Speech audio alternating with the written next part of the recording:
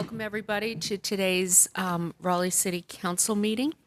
A couple of things to begin. First off, Councilmember Buffkin will not be here today. He is absent and excused. And we will start today's meeting with the Pledge of Allegiance. Councilmember Knight. Potts? Oh, you weren't here last time, so yes, you go. Thank you. I pledge allegiance to the flag of the United States of America and to the republic for which it stands, one nation, under God, indivisible, with liberty and justice for all. Thank you. I want to start just by thanking our staff and our team for their response related to Hurricane Ian. Things could have been much worse. Thank goodness they weren't, but everyone was prepared, I think, from the top down, and I just want to say thank you to all of you. I know there's still work going on with cleanup, and there's a lot of branches down, and I'm getting contacted by a number of people who want to know when pickup will be, so sure we will have a plan for that and deal with it, but I just want to say thank you to everybody for your hard work. Okay, the first item is the consent agenda. We have had one item pulled by Councilmember Knight, that is H1. So could we have a motion to approve? Move to approve. Second. All in favor? Aye. Aye. Okay. All right, Councilmember Knight. Trying to pull, for some reason my agenda's not pulling up. It's the Right here. excuse me, Madam Mayor. Yes, just the it's H1 Laurel Hills Community Center renovation. Just would like an update on the timeline. It sounds like there's been a delay. It's been closed for a while, so obviously that's inconveniencing a lot of people. And so just want to get an update on, is there a way to open it in the interim, if it's going to be a long delay, or at least just give us an update on so we know better about the timing of renovations. Thank you. Certainly, Councilmember Knight. I'm Priscilla Tyree Williams on the construction side, so I can speak to schedule on construction.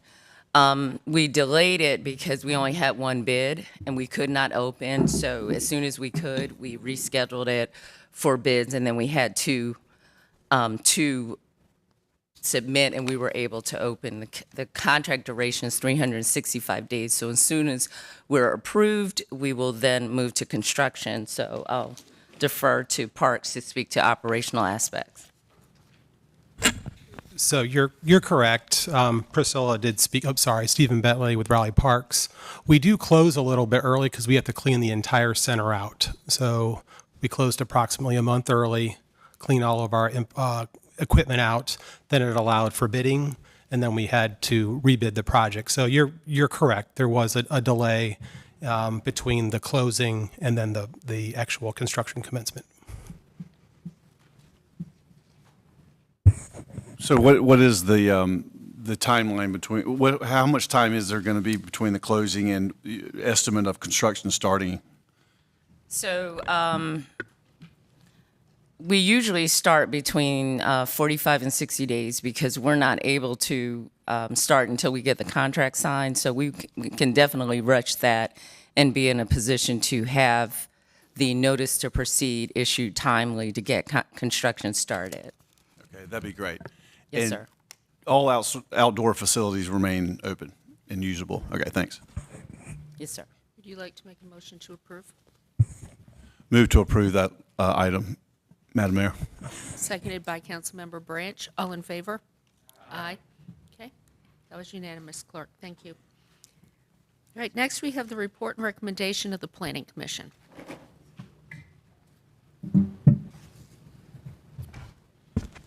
Good afternoon. Travis Crane, Planning and Development, here with your report and recommendation of the Planning Commission. So we'll start out by looking at the cases you already have calendared for October 18th. You've got a healthy slate for that meeting, and just one lonely case on November 1st, but I predict we're going to add to that total after today. So we've got 4 cases to deliver to you today, but make no bones about it, you're going to see some more within the coming weeks. There's still a pretty healthy backlog. So we will begin with Z3422, which is a request to rezone just over 3 acres of land from R10 to NX3 Parking Limited, R10 and NX3 Parking Limited to NX5 Urban Limited conditional use. This is a collection of properties bounded on all 4 sides by right-of-way. Planning Commission recommends unanimous approval of this 7-0, and staff recommends a November 1 public hearing. Next is Z5122, which is a property at Buffalo Road. It's about 4.5 acres in size, currently zoned residential 4. Request is to rezone to NX3 conditional use. Another unanimous recommendation for approval by Planning Commission. Recommended public hearing of November 1. Z2522 is 701 Corporate Center Drive, which is almost 13.5 acres of land. Request is to rezone from Office Park 4 Parkway with a SHOD 1 overlay to CX7 conditional use. Planning Commission recommends unanimous approval, and staff recommends November 1 public hearing. And your last case is Z5822, which is located at 0 Alexandertown Boulevard. It's almost 2 acres in size, currently zoned industrial mixed use, 3 stories with parkway. It's got the airport overlay district on top of it. The request is to rezone to industrial mixed use, 3 stories, retaining that overlay. Planning Commission recommends unanimous approval, and staff recommends a public hearing of November 1. I believe that concludes my remarks, and I'm happy to answer any questions. Do we have any questions? Would anyone like to make a motion to schedule these public hearings for November 1st, as recommended by staff? So moved. Do we have a second? Councilmember Branch, all in favor? Aye. That was unanimous, clerk. Thank you. Next, we have special items. This is rezoning Z 8021. You may recall that we held it at the last meeting to allow for additional conditions to be put in. Yes, ma'am. And there has been no change to the case. The applicant is asking if you would please schedule the public hearing for November 1st. So there are no additional conditions? No, ma'am, there have not been revisions at this time. They could still, of course, amend after the public hearing is open to make the case more restrictive. Okay, so that would also be November 1st. Yes, ma'am. Do we have a motion? So moved. Do you have a second? Seconded by Councilmember Branch. All in favor? Aye. Aye. Anyone opposed? Okay, that was unanimous, clerk. Thank you. Next, we have the report and recommendation of the city manager. Thank you, Mayor Baldwin. Today, we have 2 items on the agenda and then 2 follow-up update items for the community. First of which, we have the Southeast Special Area Study. We have Donald Belk from Planning and Development, who's going to give us a summary of the final report and comp plan amendments. Thank you. Good afternoon, Mayor and Council. Donald Belk with the Planning and Development Department, and I'm excited to deliver the recommendations of the Southeast Special Area Study. My presentation this afternoon will cover the project area and timeline and the priorities that we heard from the community and describe the 5 big moves of the plan as well as implementation steps. The study area stretches eastward from southeast Raleigh proper to the Johnston County line and the corporate limits of the town of Clayton, south to our boundary with Garner, and north to Knightdale. This is the largest of the special study areas identified in the comprehensive plan and encompasses 11,000 acres covering 18 square miles. This graphic shows a size comparison of the study area to a few other familiar places. The study area is shown in the blue outline. The first image shows its relative size to downtown, then to the I-440 Beltline, and to the Triangle Town Center. The study area is roughly the size of the town of Chapel Hill, and this study is one of the largest area studies ever undertaken by the city. The study process included 3 phases of community engagement. In the first phase, which took place during the spring and summer 2019, area residents shared their values and their vision for the Southeast area through a series of community meetings and pop-up events. This phase helped establish the community's priorities, which formed the guide for the draft recommendations of the study. The Phase 2 discussion centered on the role of ETJ expansion necessary for the city to advance the community's priorities in the Southeast Urban Service Area.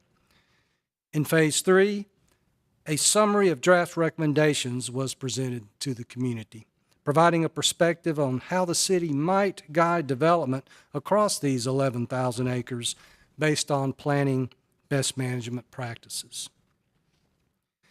These are the community priorities established during Phase 1. These included improving travel in the study area, be it by car, by bike, or on foot, improving the connectivity of roads and greenways, preserving open space and natural resources, by carefully managing land use and controlling stormwater, and improving access to amenities and destinations, supporting economic development and advancing sustainability. The plan for the Southeast Special Study Area is organized into 5 big moves, major concepts that capture the goals and priorities of the community and frame the recommendations to guide the future growth and preservation of the Southeast area. And these are becoming Raleigh, the extraterritorial jurisdiction expansion; 2, making the most of natural resources; 3, managing impacts from regional infrastructure; 4, clustering growth in mixed-use centers; and 5, ensuring compatibility with public facilities. Big move number 1 is about becoming Raleigh. Expand Raleigh's planning jurisdiction in a phased approach. The ETJ expansion and subsequent voluntary annexation is the key mechanism for implementing the recommendations of this study. Area 1, shown here in the teal color, extends approximately 1 mile from the current city limits to the future I-540 corridor and is an area of high market demand, as exemplified by several pending rezoning proposals and annexation petitions. In addition, it meets all of the criteria for approval by Wake County. However, expansion of ETJ entails ongoing operational costs as well as capital expenditures. Raleigh Fire projects 2 new fire stations will be required in the project area, with a first station being the most urgent and immediate facility need, as most of the study area currently extends beyond the range of acceptable emergency response time. A new fire station is an absolute prerequisite for expanding corporate limits into Area 1. Other city services also forecast needs with an expansion of ETJ. For example, Raleigh Transportation forecasts a need for a shared remote operations facility to improve service delivery. Parks, Recreation, and Cultural Resources noted a current low level of service that would generate a need for additional park access and capital for land acquisition, including several miles of currently designated greenway corridors. Raleigh Police projects that operational needs based on population growth by 2035 will require a new district facility for the area. Again, the most pressing need is for a new fire station to provide prompt emergency response time. Big move number 2 is about making the most of natural resources. The Neuse River is the prominent natural resource in the study area. Leverage and protect this abundant the abundant natural resources of the area by prioritizing greenway connectivity, open space preservation, and innovative stormwater practices. Big move number 3, managing impacts from regional infrastructure. The final leg of I-540 is anticipated to be under construction by 2026 and completed by 2030. This major infrastructure project will spur growth and economic development, as you can see by 3 proposed interchanges located in the study area. The area south of Poole between the Neuse River and I-540 currently has very limited access. The Auburn-Knightdale Road connection, which has long been part of the city street plan, and it's shown in this drawing just left of the numeral 2 there. That connection is vital for connectivity and efficient delivery of city services, especially public safety.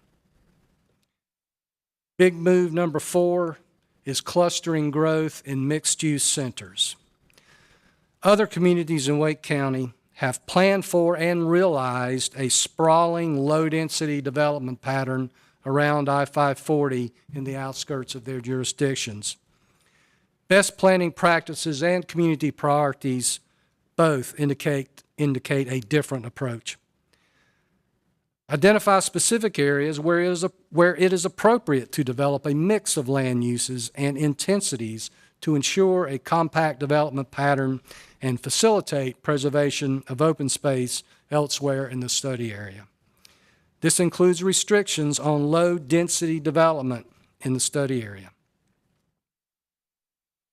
And big move number 5 is ensuring compatibility with public facilities, Raleigh and the Neuse River Resource Recovery Facility.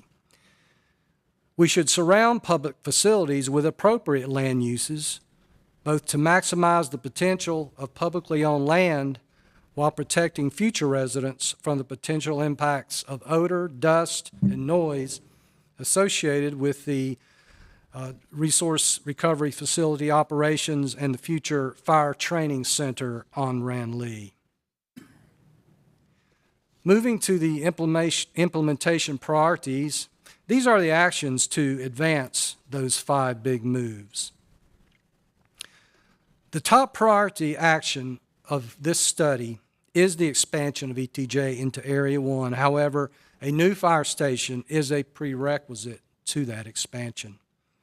Upon expansion of ETJ, we recommend developing a new zoning overlay district that would require most development in residential zoning districts to adhere to compact or conservation development requirements in the Southeast study area. Also, we recommend modifying compact and conservation development options to allow for increased density, building types, and uses in residentially zoned areas, and more flexibility in open space requirements. Interjurisdictional coordination. As you saw, the study area is adjacent to several municipalities in Wake and Johnson counties, including Garner, Clayton, Knightdale, and Wendell. The future land use guidance and sequence for expansion of Raleigh's ETJ recommended by this study does align with the general trend of future land use guidance for these municipalities. In keeping with this coordination with Wake County and neighboring jurisdictions, the city should also consider relinquishment of Raleigh's long-range urban service area in Area 5. This is an area designated by Plan Wake as rural. The largest county subdivisions are located in this area, along with large areas of active agriculture and forestry, and it also includes the Williamson Preserve, which is a 400-acre permanently protected open space. The preserve provides a unique focal point for establishing a regional greenbelt.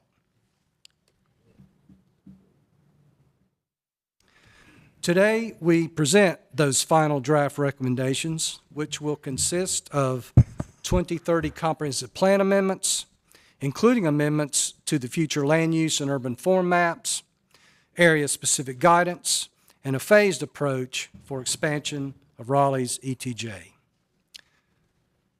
So for today, you have the opportunity to refer the final report and the comprehensive plan amendments to the Planning Commission for review. After review and recommendation, both would return to you for a final decision. And staff is forecasting that Planning Commission review would begin before the end of this calendar year if referred today. That concludes my presentation. Thank you very much. Be happy to answer any questions. Councilmember Cox.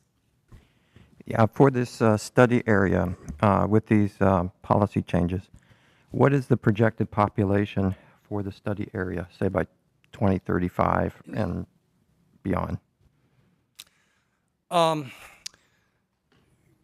Councilman Cox, I would need to get back to you that exact number, but I believe it's as many as 30,000 people by the year 2050. By 2050, okay. And what would be, for example, the water requirements, the drinking water requirements for that population, and do we have adequate water supplies for that additional population? Certainly, I would defer to our experts in Raleigh Water to answer that, but I can say that they were part of the development of these recommendations. And currently, this area is serviceable, and as far as I know, water supply is adequate projecting forward. Okay. It would have been nice to see that information in the report. Yes, sir. I believe that is in the appendices. We will make sure that we get that information out to you. Okay, because, you know, I hesitate to vote in favor of these changes without that information. I mean, it's kind of like saying, well, let's make these policy changes and hope for the best. Council, Mayor Pro Tem Stewart? I'm curious, let me gather my thoughts. So the earlier maps you showed, we've got a huge population moving to our area. And it strikes me that there may still be a moment where there's a question on the table of whether we even want this area. Does Raleigh want this area, or do we relinquish it to Garner or Knightdale, given the huge cost to the city to further plan out this area? Maybe Mr. Cox or Councilmember Cox, you were getting to this question, although with Raleigh Water resources that we would still have to provide that service. But in terms of fire and roads, those would be additional costs that we would need to incur. But if we're thinking about it from those resources, maybe that's something we would want to relinquish to Garner and Knightdale. And I wonder what city staff's response would be to that. That's one of the recommendations, is that we would relinquish that easternmost area, which actually is not even shown on this map. And it's beyond the 3-mile annexation limit as it is. This area has already been defined by Wake County in their Plan Wake comprehensive plan as an area that should not be served by utilities, that should remain rural. As I mentioned, the Williamson Preserve is located there, lots of active agriculture still. And we are recommending that we propose to the county that we would relinquish that from our long-range urban service area. As far as, I believe the Plan Wake would indicate that this area would remain under county purview. So all of the other long-range areas have been established. Mayor Pro Tem, let me add to Don's answer. He's certainly correct about Area 5. I think you may have been referring to the larger area, including areas 1 through 4. That's right.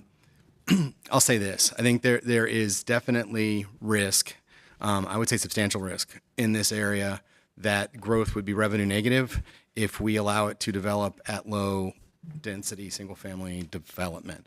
That's been proven many other places, and the areas where 540 expanded, as you heard from our staff last fall, out in Apex and Duquay in that area, that's what we saw was that. So we have land use proposals, as you heard from Mr.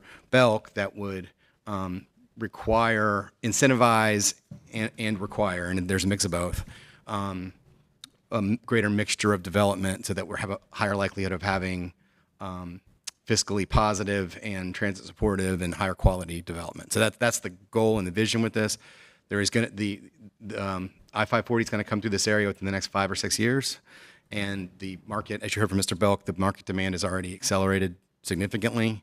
And so we already have proposals that are coming before you in the near future that are single-family and townhouses and a mix of development. So there is risk there. I think that's a worthy conversation, but we believe that we have mitigated and reduced that risk through the policies we're proposing. And if I may quickly address Dr. Cox's comment, this would not authorize or approve anything other than review by the Planning Commission. So just to clarify. Thank you. A follow-up question? Councilmember Cox, well, Councilmember Knight was next, then Councilmember Branch, and then Councilmember Cox. It's my district area, so I'm gonna let you all go first, and then I'll clean up. Knight, You want this area? Just a few questions and maybe some backup. This process started before, you could say long before half of us were on the council. So a little bit of the background, I'm just interested when I look at this early panel that this is not in anybody's planning jurisdiction. Obviously, I think we're all interested in regionalism and how we all work together. So I would like a little more background on the other towns and what their input was in all this, as well as the county. I know you don't want to give all that to us now, but if you would, I'm sure y'all have a document. I just need a little bit more before we go too far. I know there's a long way to go in all this, and I think it gets to both of the councilors' questions of, this is it's a big deal, and it's a lot of property, a lot of land, and we want to do it right, whoever we is in the end, in terms of sustainable development and sustainable growth. It is going to happen. We got to do it right, and I think that's what we all want. So I would like a little more background in that area of input by other local jurisdictions. Would be helpful to me. So and you can give us a concise answer right now, but Sure. Just some more backup on that would be helpful. Thanks. Be happy to. We did meet on a number of occasions with each of the municipalities that surround the area, Garner, Clayton, Knightdale, Wendell, and told them about the process we were going through with the community engagement. Backing up from that, this area has long been identified as Raleigh's long-range urban service area since probably in the 80s. Also, our long-range comprehensive plan, as you know, identified this as a special study area. We had this in our work program beginning in fiscal year 2019. So we've been proceeding that way. But in our discussions with the local jurisdictions, they really concurred with what we heard from citizens with regard to preserving natural resources and particularly greenway connectivity. For example, Wendell, very much, they've benefited from a lot of Wake County open space bond funds, and they've preserved a number of open space areas, and their intention is to connect those together. And they told us they would love to be able to connect to the Williamson Preserve and down to the Neuse River Trail. So regionalism is something that was obviously a major topic in our discussions, but we did reach out to municipalities during the development of this. Yeah, just again, quickly to add, this is Pat Young again with planning, Councilmember Knight. As Don said, this has been identified by Wake County and all the partner municipalities as our urban service area since the prior Wake County comprehensive plan, is my understanding. So 15 years? At least. Okay. Mine was telling me 40, so it's even before my time. But I guess in terms of more specifics, in terms of the five big moves, was that something that they were involved in and are copacetic with, I guess? Yeah. So, listen, we certainly can do additional follow-up, but as Don said, there was an intensive and significant engagement under the rubric of the Wake County, it's called Plan Wake, the Wake County Comprehensive Plan that Don referenced. There was a lot of planning under that, and then there was independent engagement and involvement with all of those neighboring municipalities. So I feel like there's a high level of buy-in from our peers on what we're trying to accomplish here. Okay, Councilmember Cox.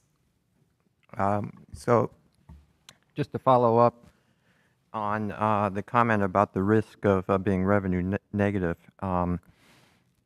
what are we doing in terms of promoting commercial development in this area? And we hear a lot about going more dense with residential. That's all well and good. And I heard the comment that we have to go more like high-end residential, i.e. non-affordable, in order to avoid that risk of being revenue negative. But another way of doing it is also to attract commercial and industrial to the area. And I haven't seen anything in the presentation or in the report about policy changes that would actually promote commercial and industrial development. And that really does a lot. I mean, that increases revenue for the city, but at the same time, it also provides places for people to work. So we're not just creating bedroom communities that where people have to get on 540 and drive and clog the roads trying to get to RTP or downtown.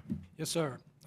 Again, we have recommended clustering mixed-use developments, and you'll see that our specific recommendations in the future land use map amendments, and by the way, all of those proposed amendments to the future land use map, all of those are proposed within Area 1 as shown here. No other changes to our current future land use map outside of Area 1. We are recommending some commercial and mixed-use activities in Area 1 near the Rock Quarry interchange. We've also identified areas for medium-density residential. We also, east of I-540, and I apologize, it is within Area 2, but just slightly.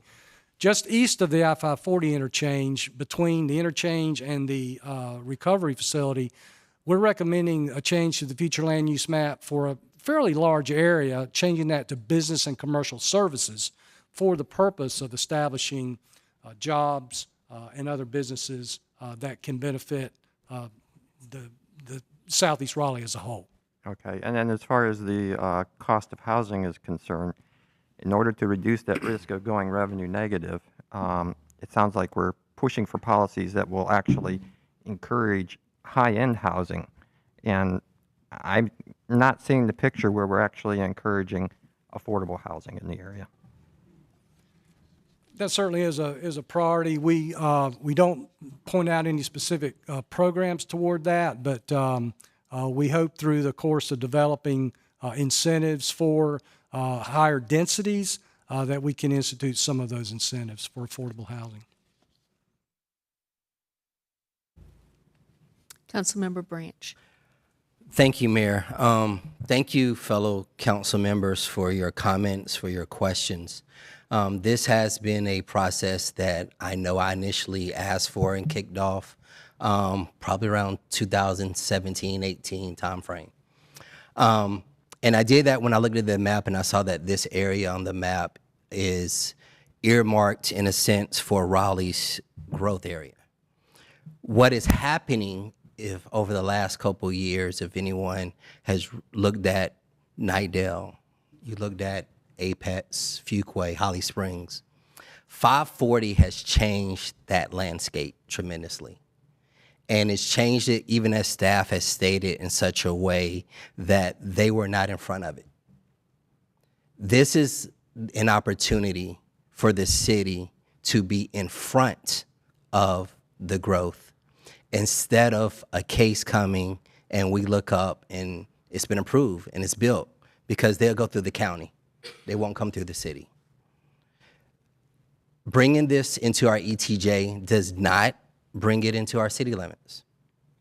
That's called annexation. Anyone that wants to zone property, that wants those city services, would have to go through that process of annexation, as we had a case a couple months ago that the council rejected. We are aware that we have to have fire rescue services. If we do nothing, we have to have fire rescue services. There are no more volunteer firefighters in that area because the East Wake Volunteer Fire Department no longer exists. It was engulfed by the Nightdale Fire Department. So that means there's a partnership now, if there's an issue, between Nightdale, Raleigh, Garner, Wendell. If something happens, we have to respond. So we know we need a fire station. We know development is coming. 540, I know they said 2030. It's actually been moved up. They're trying to have it done by 2029. 540 is coming. It's a state project. Are we going to get in front of the development requests that are coming so that we can help facilitate how that development happens? We can facilitate the zoning. That is the ask here, just to bring it into our ETJ so we can facilitate all of these concerns that have been brought forth. So with that said, if there aren't any more questions at the appropriate time, I will make a motion to move this forward to the Planning Commission for review. Second. Okay. Saw that. Thank you. Seconded by Councilmember Melton. All in favor? Aye. Opposed? First of all, I want to say I agree with Councilor Branch about what he's saying about being in front of the problem. I just feel like right now we're not in front of the problem. I think there are a lot of open questions, and for that reason, I don't think this is ready to go to the Planning Commission, and therefore I vote no. So we all know that once this goes through, we can continue to make changes, and the Planning Commission can make those recommendations as well. So thank you. All right. So thank you, Mayor. The second item on the agenda is an update on the housing bond program that was established with our most recent housing bond. And as Erica Brandt from Housing and Neighborhood gets to the podium, as we continue to look at affordable housing as our number one council priority and as our number one community priority, today kind of kicks off the first piece of that with the affordable housing bond update. And next Tuesday's work session is an overall overview of our affordable housing efforts that staff in Housing and Neighborhoods is going to bring forward in next Tuesday afternoon's work session. Thank you. Good afternoon, council members and mayor. I'm Erica Brandt with the Housing and Neighborhoods Department. So today I'm going to go over a little bit of background about the bond. I'm sure it's very familiar to everyone, but just for good measure. Then we'll talk about the proposed program designs for two of our homeowner programs with bond funds, talk about the geographic target areas, and then talk about how these proposed programs will compare to our existing programs. So as y'all know, voters passed an $80 million affordable housing bond in 2020. And of that $80 million, $12 million was budgeted over 4 years for home ownership programs, including $1.5 million per year for home buyer down payment assistance and $1.5 million per year for owner-occupied home repair. And these bond funds are targeted toward areas that are impacted by the Bus Rapid Transit Plan and other large public projects. So first I'm going to talk about the program design for the bond-funded home buyer assistance program. So the eligible applicants for this program will be very similar or the same as for our existing home buyer assistance program. We're looking at first-time home buyers who are low and moderate income, meaning that they earn no more than 80% of the area median income. Eligible properties, like with our normal home buyer assistance program, will be any single-family home. This includes detached single-family, townhomes, condos. But these properties, because we're using these targeted bond funds, will be located within defined geographic areas. And I'll talk more about that geographic boundary a little later on. But the gist is it's within a mile radius of the planned New Bern Avenue and Western Boulevard bus rapid transit corridors, as well as a few neighborhoods that have been identified near the planned Southern Corridor and the Dix Edge area. So the maximum assistance for this program is up to 20% of the home purchase price, not to exceed $60,000. This is a substantial increase from our regular home buyer assistance program. We've also raised the purchase price limit to $450,000, recognizing that these areas around the BRT are very desirable. The real estate values in those areas are already rising, so we want to make sure that it will actually be possible for home buyers to find a home within the program limits in these areas. loan terms, like our existing program, 0% interest. It'll have a 30-year term in which 50% of the principal is forgiven over 10 years, and the remaining 50% is deferred and payable upon maturity. And then another element that we are planning to build into this program is a shared sales proceeds component, which basically means that if homes are sold within 10 years of the purchase, any excess sales proceeds, so anything above and beyond the debt that the original buyer used to purchase the home that they gain when they then turn around and sell it, will be shared with the county, and that's a depreciating share over 10 years. This is similar to what the city has done in East College Park and other city-sponsored redevelopment areas. The idea there just being to really encourage long-term residents in these areas rather than purchasing a home and then selling it shortly thereafter. And so the impact we predict here is with the budget that we've got and the assistance amount proposed, we could assist up to 30 home buyers each year over 4 years. For the bond-funded home repair program, eligible applicants will be homeowners of low and moderate incomes. In this case, we're looking at a more targeted income limit, so we're looking at 65% of the area median income. Compared to our existing programs, this is a higher income limit. Our current programs have a 50% of area median income limit, so we're hoping to be more inclusive. We also are targeting homeowners who have been in their homes for a long time, so 10 or more years. Again, any eligible property is single-family homes located within the geographic areas that I'll talk more about in a little bit. Maximum assistance will be $30,000 for hard costs. That doesn't include any of the legal fees or other soft costs, so just project hard costs. And home value limit mirroring the homebuyer program will be $450,000.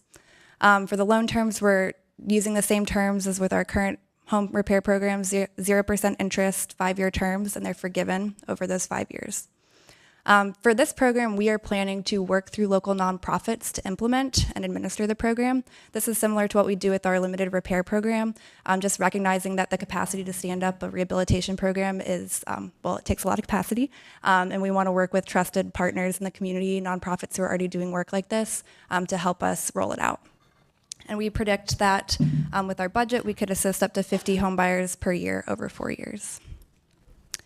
So as I mentioned, the target geographic areas for these two programs are in proximity to the planned BRT corridors and also the Dix Edge area. So for the Western and New Bern Avenue BRT corridors, we're starting there because they're the most well delineated at this point. So we're looking at homes within a mile of the BRT lines. And then for the Southern Corridor and Dix Edge, I'll show some maps here in a moment. We've identified residential neighborhoods that are in proximity to those two areas.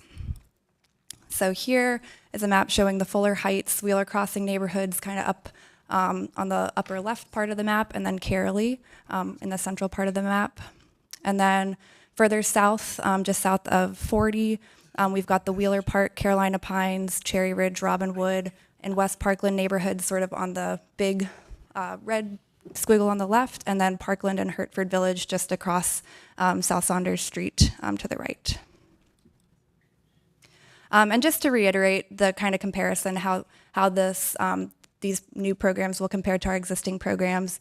For the home buyer program, we've got the same income limits. We are targeting these specific geographic areas. We've increased the assistance to $60,000 versus $20,000 in our traditional program. The purchase price limit is $450,000 compared to $309,000. The loan terms are a little different, but pretty similar. And then we've got this shared sales proceeds element as well to incentivize longer-term residents for these home buyers in the neighborhoods that they are purchasing in.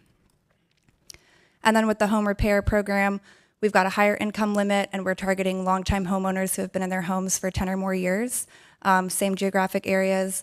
For the assistance amount, we are kind of targeting the gap between our existing home repair and rehab offerings. So our limited repair program, we can do up to $15,000 worth of work, and with our substantial rehab program, we can do up to $90,000. So $30,000 is kind of between those two programs, and we're also building in a little bit more flexibility in what can be covered. So with both our limited and substantial rehab programs, only major failing systems are covered. This is really major things in the home that if are not addressed, the home, it's a life and safety issue. So failing roofs, failing floors, things like that. With this program, we are hoping to be a little more flexible and being able to do things like accessibility modifications, things to make the home just more livable, extend the livable life of the home, not necessarily like emergency room type situations for the home.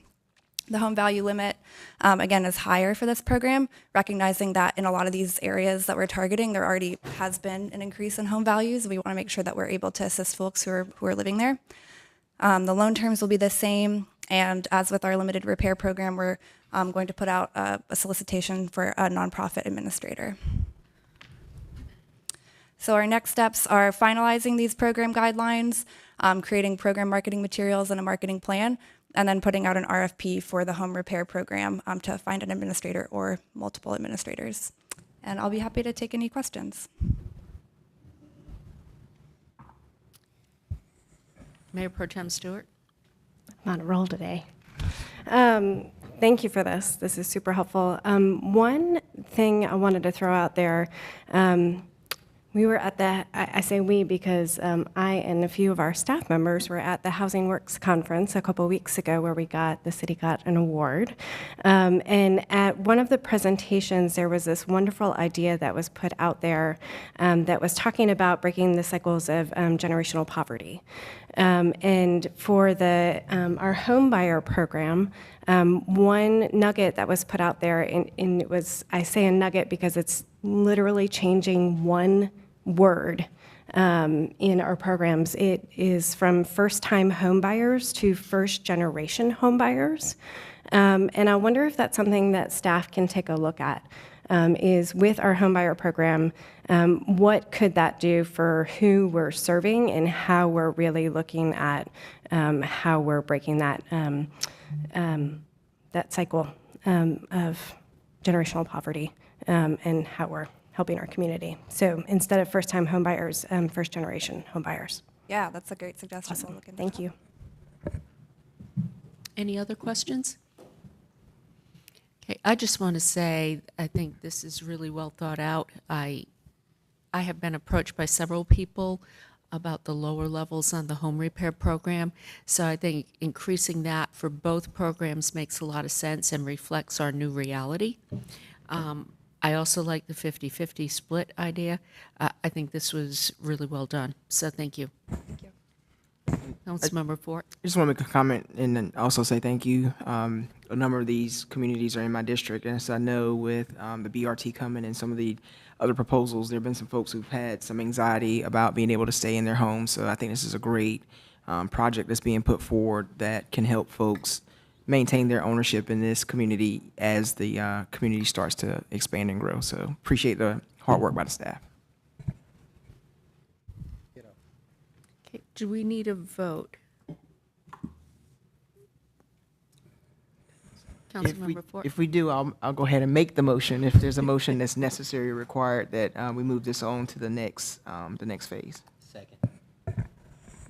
Okay, all in favor? Aye. Aye. That was unanimous. Thank you. As the mayor alluded when we opened the meeting about our tropical storm or Hurricane Ian came and left, and although we didn't see some of the major devastation that some of our peer cities saw across this country, we still have a great degree of storm debris, fallen trees, and downed limbs. So as a result, we huddled as a team yesterday and decided that we would provide some additional assistance to our community to help through this troublesome time. So normally, Solid Waste Services will provide yard debris pickup, and you can have 15 bags and 5 bundles. So we're expanding that through October the 19th to 20 bags and 10 bundles. That is a way for us to be able to provide some assistance when the community needs it the most. So we received several phone calls yesterday, and several of you all received phone calls as well, but we were already working on it. So I'm just happy to report that people have a little bit more time and a little bit higher capacity to be able to remove some of the debris. Some of the bulkier items like tree stumps and things like that, there still is a service provision for that, and there is a cost associated with that because that's not our normal equipment that picks those up, but we will still be able to provide the services on a regular basis. So a question about that, because a couple people have contacted me and asked if they can use their personal containers to put some of that trash out during this short period. You mean their personal green solid waste Well, cans or the yard waste they have debris? the solid waste cans that came from the city, but a lot of people still have cans that they used to use. Oh, they're individual cans. And instead of going out and having to purchase bags, if they could just continue to use those cans in the interim while we clean up the debris. Is Stan Joseph in here?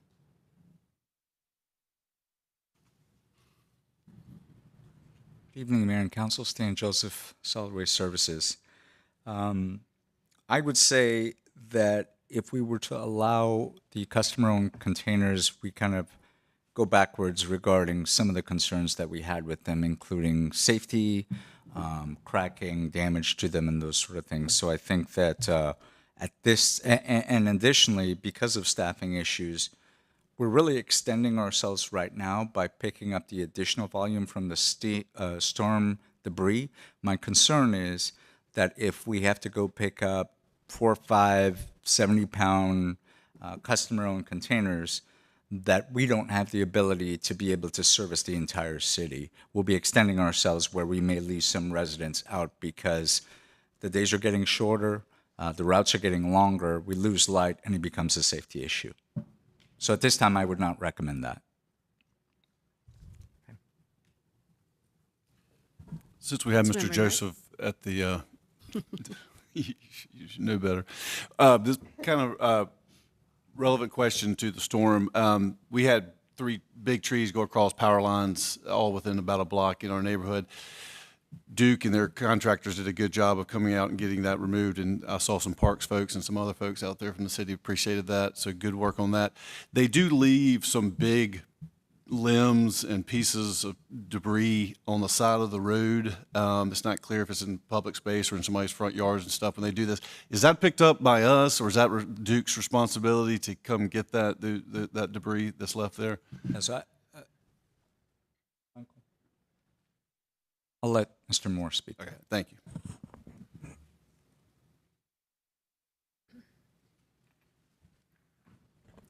Good afternoon, Councilmember. I think that would depend on whether or not it's a tree from someone's private yard that came down across the lines, or if there's a city tree that comes down across the lines. If it's a city tree, we would work through our urban forestry group and through transportation to go pick that up. But if it's a private tree, that would be on the private property owner to clean up. So, but you know, for example, it's big enough they go across the road, and so they leave it on that side of the road, they live on this side of the road, and I just didn't know whose responsibility that is to get that up. well, again, if it's a city tree, we would get that. If it's a private tree, that's typically on the private property owner. But if you've got locations and you would share that with us, we'll see what we can do to. I mean, I'm sure help. it's in the public right of way is where they leave it, but since it may be in somebody's front yard, but it's in it's in the public right of way. So anyway, I'll give you specific places. If you'll give us those locations, Okay, we'll see what we can do to help the property owners. And last item, I was going to do it myself, but Chief Estella Patterson walked in the room, so I will let her make the announcement about an upcoming event tomorrow.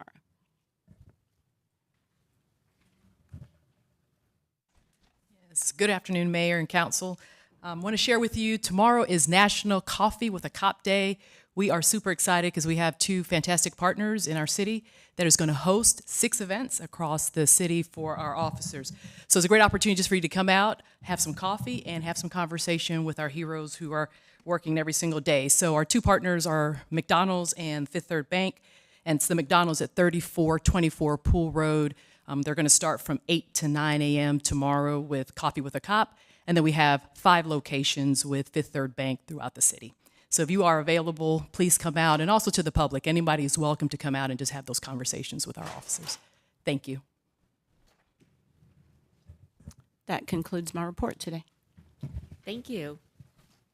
Okay, next we have the report and recommendation of the Economic Development and Innovation Committee.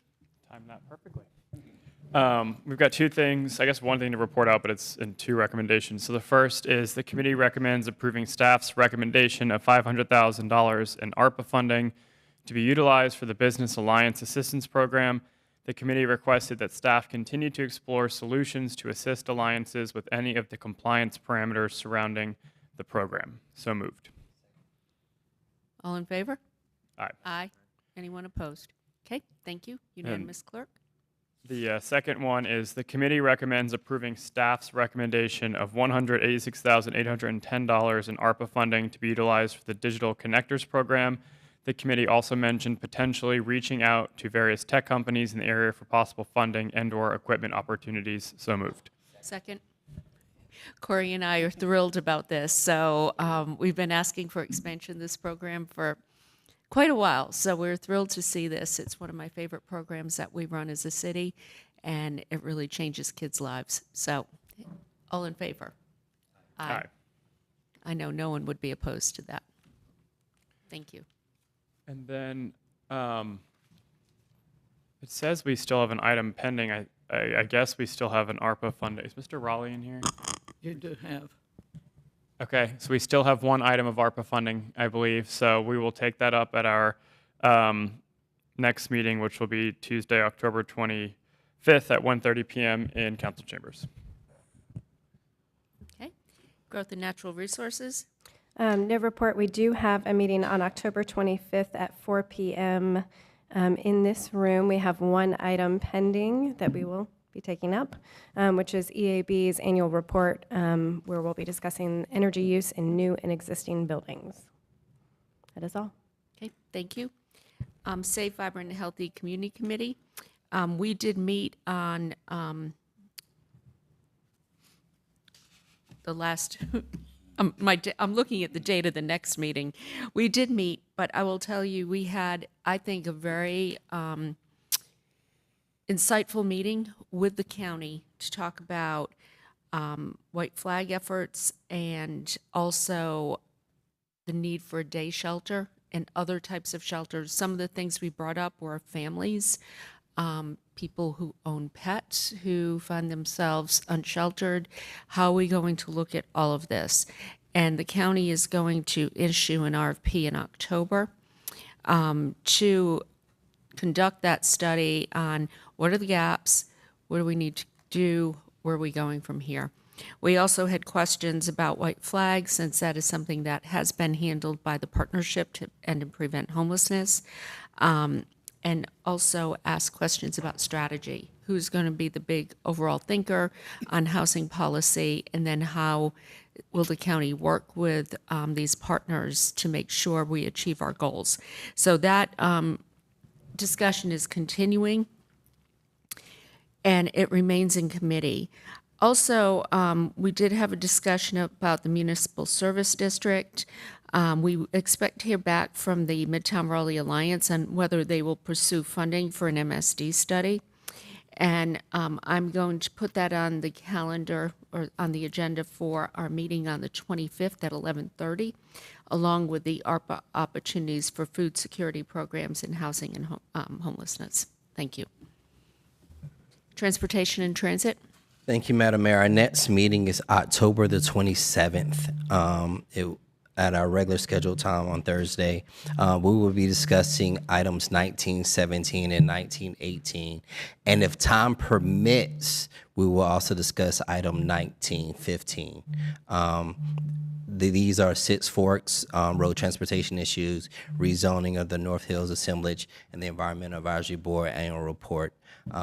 But again, we'll be meeting on the 27th at 3 p.m. here in the chamber. Okay, thank you. Next, we have a report from the mayor and city council. Mayor Pro Tem Stewart. No report. Councilmember Fort. Just one item. I had the opportunity to attend the 2022 Raleigh Neighborhood Exchange put on by the city staff over at Lions Park. It was very well attended. Folks really enjoyed all the activities and the evening movie. They had a magician out there, so the kids really had a great time. And so I want to say thank you to every department and city staff member that participated. There was a lot of effort on a Friday evening. Y'all were out there until like 9 or 10 o'clock, but it was a great event for the community. So I just want to say thanks to all the staff. Okay, Councilmember Branch. Just one item. out of this recent storm, I drove by a house on Sunday where they had I saw a big crane. So I stopped by, and a tree had fallen on 2 neighbors' homes. And one of the things, I made some calls to try to find them some assistance, but one of the things that we're lacking is temporary emergency housing. So if we can just have staff, I know you're working on this issue, but I'm going to keep bringing it up. If we can find a way to find partners to help us with temporary emergency housing, I'm thinking something from 24 to 72 hours to at least get the people out of weather into something, working with some partners, because as of right now, we have nothing in case of an emergency. If someone's, God forbid, house catches on fire, we don't have anything available to temporarily help these people. I know they say call Red Cross. They're limited from what they have. So that's my only request. If we can just kind of review what are some options, what are some things we need to do, and continue to work with our county partners. Thank you. Councilmember Melton? No report. Councilmember Cox?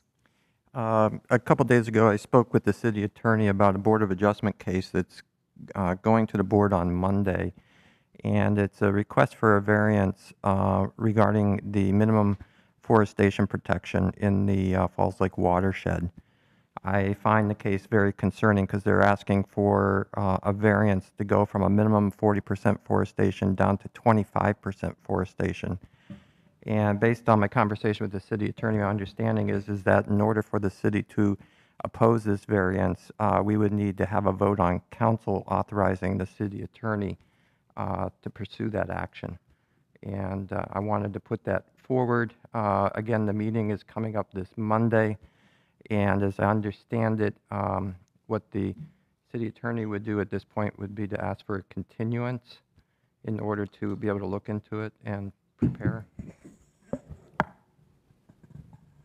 There's no way that we can appear in opposition on Monday. We would have to get outside counsel because we represent the Board of Adjustment, so that would be a request for a continuance if a majority of council wanted to ask us to move forward with that action. So I'll make that motion, and I guess I'll leave it open for the rest of you to discuss and decide if you want to second that motion. But I do think, protecting, these protections in the drinking water watershed is important. Councilmember Melton? What would be the practical effect of the continuance? Like when would the next date be? Do we know? No, we don't know. I've looked at the application. I just found out about this yesterday. Mr. Young may be able to, where's this pack here? Give a little more information on the background. But right now, we would just have to review the application and find out. I mean, what we could do is we could come back after we figure out, what the opposing arguments would be. If you go ahead and vote for us to oppose it, we would just have to work with the applicant and probably agree on a date for a board hearing that would work for both of us, because it would involve a number of witnesses and evidence and that type of thing. Well, I don't think we have the information today to decide whether we want to oppose or not. But if you can go Monday and ask for a continuance and get a new date, and it doesn't substantially sort of disrupt their workflow or process, I think that would be a suitable, since it's been raised, if that gives us a little more time. So, if there's a majority vote, we can make that request. I will amend my motion to adopt what Councilmember Melton proposed.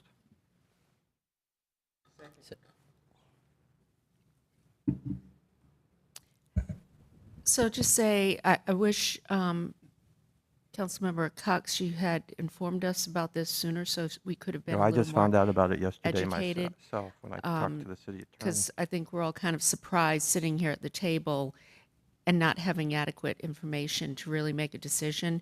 I'll go along with what Councilor Melton said, but really think a heads up would have been helpful. So, Right. Well, I didn't know about it because it didn't come out. Wasn't aware of it until I was informed about it, and it just came out on the agenda for the Board of Adjustment. And but maybe staff can look into how we can improve our processes in order to be able to alert the city attorney's office when these things come forward. All in, She seconded. yeah, so all in favor? Aye. Aye. Opposed? Okay. Thank you. Councilmember Knight? Yeah, thank you, Madam Mayor. Just two great events coming up in the 5 Points area this weekend, or this week, I guess. One is Thursday. The city's transportation department is hosting a public meeting on the 5 Points streetscape and safety study. I know at the kickoff we had hundreds of folks come out for that. Very excited about the future, what the future holds with the completion of that study. So that'll be this Thursday at 5 Points Center for Active Adults on 2000 Noble Road, and it will be an open house style event with drop-in between 4:30 and 7:30. And then second, the first Fall for 5 Points Festival is this Saturday from 11 to 7, right there in the center of 5 Points. There was the first celebration started last year. It was more of I think it was called Hayes Barton, but this is for everybody. And so looking forward to that. They've done a lot of work, volunteers, to get this going, I think working with city staff. And live music, food, and street markets with local vendors. So come on out and have a good time with everybody on Saturday. And lastly, got to experience some of the Bluegrass Festival this weekend. And I know it wasn't ideal to have to move it inside, but I thought it was done very well and was a great success. And there was a lot of people there when I was there on Saturday. So thank you. Thank you. That was on my agenda too. I want to thank our team for their quick action. I know back in 2015, we had a hurricane looming and we had to move the Bluegrass Festival indoors. That time, we only had the convention center available to us. This time, it was the convention center and Memorial Auditorium. The feedback I got from people was it was outstanding. They could not believe that we pulled this off. I know IBMA was thrilled. They said this would never happen in any other city. You all go above and beyond. So I asked them for a 10-year additional commitment. Our agreement expires in '24, so let's get on that right now. Let's hit while the iron's hot. But they were very pleased, and I can tell you, it was the best week in Raleigh. It's one of those things where, you know, it really does bring the community together, brings people together, and it's fun. So it was great, and I just want to say thank you for your hard work. The second item I have is the Youth Summit, and I just want to congratulate the police department for their work in pulling this off again on a Saturday afternoon after a hurricane comes blowing through. We still had quite a number of young people there, and I just want to say thank you and recognize that effort. And finally, I've been approached by some members in the Southeast Raleigh community who have asked if Parks and Rec would consider placing a plaque at Martin Luther King Park, honoring Bruce Leitner and his work in the community, but specifically his work in advocating for Martin Luther King Park. Apparently, Mr. Leitner has some health issues right now, and we would like to see this done to honor him. So that is all I have. Next, we have appointments. The first item is Appearance Commission, 3 alternate vacancies. There were no nominations. Second, Arts Commission, 1 regular vacancy. Mayor Baldwin nominated Greg Witt. Bicycle and Pedestrian Advisory Commission, you have 1 vacancy. Jerona Goodwin received 6 votes, so would be appointed, and that gives you a full board right now. The next is Fair Housing Hearing Board. You have 2 regular vacancies. Mayor Pro Tem Stewart and Councilmember Branch nominated Regina Arp, so that'll be on your next agenda. The Historic and Immigrant Affairs Board, you have 1 regular vacancy, community category, and Celicia Ava Hart received 6 votes, so would be appointed. Hispanic and Immigrant Affairs Board, 1 alternate vacancy, community category, Maria Principe was nominated by Mayor Pro Tem Stewart, so that'll be on the next agenda. Also, Historic and Immigrant Affairs Board, 1 alternate vacancy, professional category. Mayor Pro Tem Stewart nominated Maria Gonzalez. I murdered that one, so that will be on the next agenda. The Historic Cemeteries Advisory Board, you have 1 regular vacancy, no nominees. Police Advisory Board, 1 regular vacancy. The Victim Advocate position, there are no nominees. And I think at the last meeting, there was some discussion about whether the alternate could move up or any of the board members. I don't think the alternate is eligible, but I will double check to see if there are any members of the board that could move up and fill that position, and let you know by email before the next meeting. Police Advisory Board, 1 alternate vacancy. Diane Bellamy received 3 votes, and Patsy Morgan received 3 votes. So that will be on the next agenda. Madam Mayor, before we move on, I think we asked last time if it was possible to move one of them to the other category. Well, to the victim advocate, but Yeah.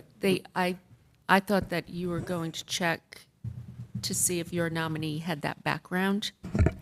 My nominee's an attorney, so I know she probably may not be. Okay, and my applicant does not have that background either. Okay.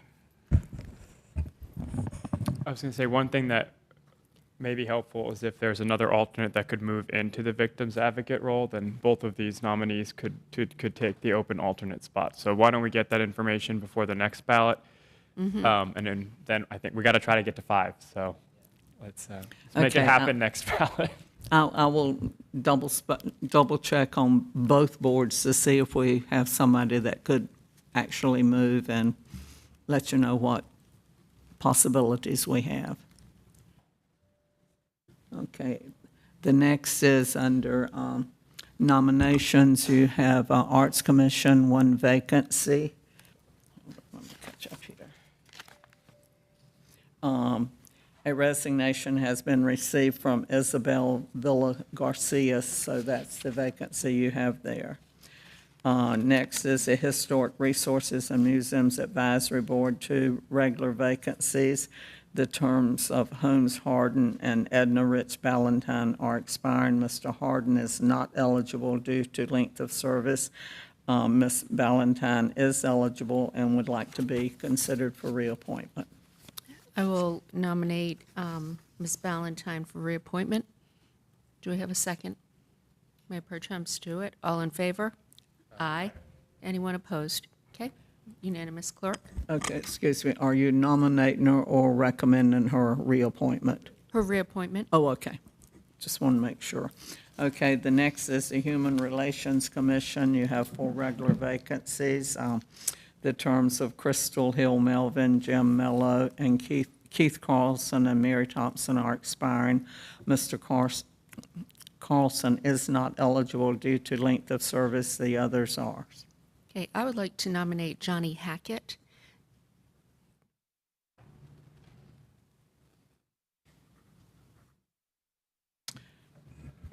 Okay. So will we hold that over to the next meeting then? That'll be on your next agenda on the ballot, and nominations could be made at that time.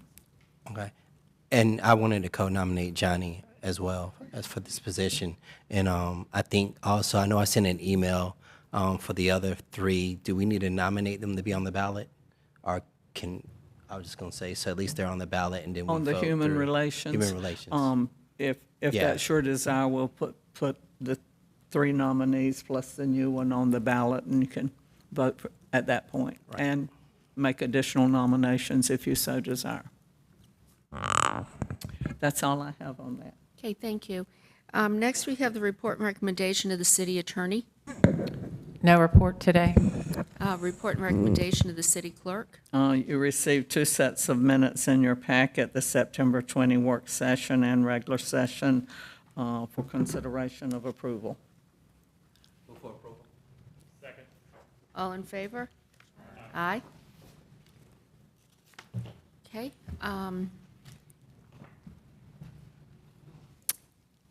Then I do not have a motion for closed session. Do we have a closed session? Okay, that's why I don't have a motion. All right. We will recess this meeting and get back together at 7 p.m. this evening. Thank you, everyone.